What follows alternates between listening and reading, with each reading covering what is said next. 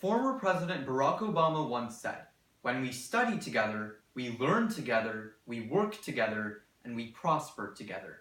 Such kind of logic especially applies to today's world, when educational standards start as low as the 9th grade in high school.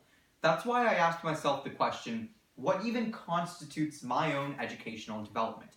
And I found that the answer wasn't too difficult. But first of all, let's examine personality types, in which I found that my personality type was a debater personality. This is no surprise to me, especially because I am a debater in my high school.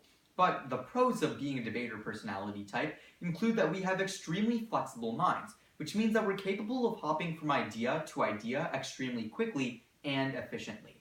We're also very resourceful. We analyze a single problem from multiple perspectives, and we have little to no attachment to tradition, which means that we're extremely original.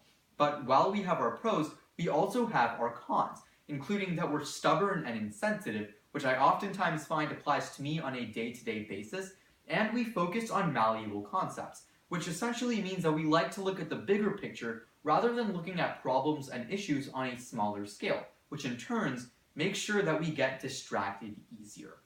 But what does this even mean for an online class? Well, we can divide the two circumstances into two specific scenarios.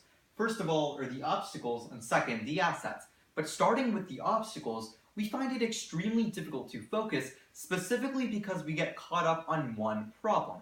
Getting caught up on one concept makes it even harder to learn quicker and faster. But our assets include that we look at a single problem from multiple perspectives, which then makes sure that we're allowed to solve it at a quicker rate because we then have the ability to branch out and gain new ideas.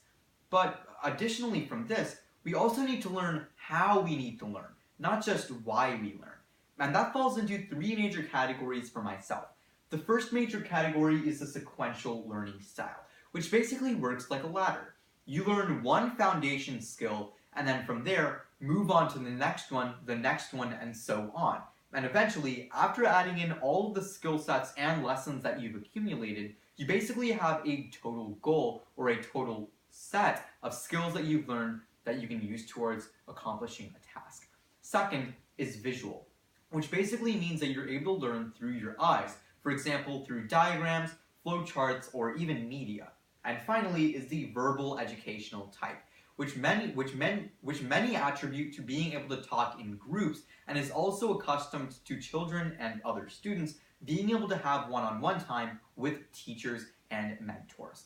But how does this apply to our school, especially with an online class? Well, once again, it falls under the categories of obstacles and of assets.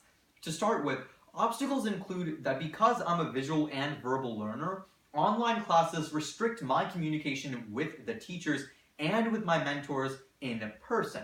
That means that one-on-one time is extremely limited, and I don't actually get to see a board and learn from the teacher's handwriting in a class because it's online.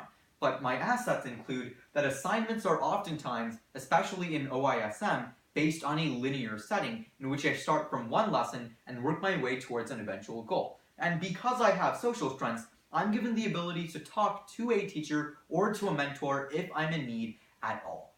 In the end though, all of these additional problems and all of these additional benefits add up to the classification of my own educational development. And all in all, I think I'll be doing well in OISM.